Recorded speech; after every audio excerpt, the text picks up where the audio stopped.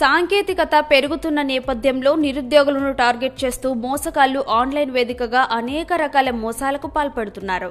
అందులో data entry ఉద్యోగం ఒకటి. అయితే ఆ ఉద్యోగాలు రియలా ఫేకా ఎలా నిర్ధారించుకోవాలి ఈ వీడియోలో తెలుసుకుందాం.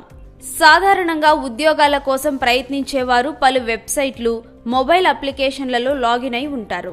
దీంతో వారి వివరాలను సేకరించి మోసగాళ్లు నేరుగా వాట్సాప్, మెయిల్ ద్వారా నిరుద్యోగులను సంప్రదిస్తూ ఉంటారు.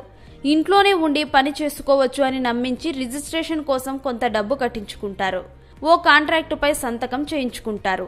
వారం రోజుల్లో 250 పేజీలు, నెల రోజుల్లో 1250 పేజీలు పూర్తి చేయాలంటూ వర్క్ పంపుతారు. ఆ పని పూర్తయితే వంకలు పెట్టి కట్టిన డిపాజిట్ తిరిగి ఇవ్వరు. పూర్తి కాకపోతే మరింత గడువు కోసం ఇంకాస్త డబ్బు కట్టాలని అడుగుతారు. లేదా మీ వల్ల మా కంపెనీ నష్టాల్లోకి పడిపోయింది, అందుకు కారణమైన మీరు మాకు పెనాల్టీ కట్టాలి అని అంటూ ఉంటారు. అంతటితో ఆగకుండా మీరు వర్క్ చేస్తామని బాండ్ మీద ఈ సైన్ చేశారు, దీనిని ఇప్పుడు ఉల్లంఘిస్తున్నారు, పని పూర్తి చేయకపోతే మీపై కేసులు అవుతుంది, పోలీసులు అరెస్టు చేస్తారు అని భయపెడతారు. మీపైన ఏ కేసు పడొద్దంటే కొంత డబ్బు కట్టాలి అని ఈసారి మరింత డబ్బు డిమాండ్ చేస్తూ ఉంటారు. అయితే ఇదంతా స్కామ్ అని మనం గుర్తించాలి. వాళ్ళకి భయపడి ₹1 కూడా కట్టాల్సిన పని లేదు. ఎందుకంటే ఏ కంపెనీకి కూడా ఒక ఉద్యోగి ఉద్యోగం మానేస్తుంటే ఆపి డబ్బులు కట్టించుకునే హక్కు ఉండదు.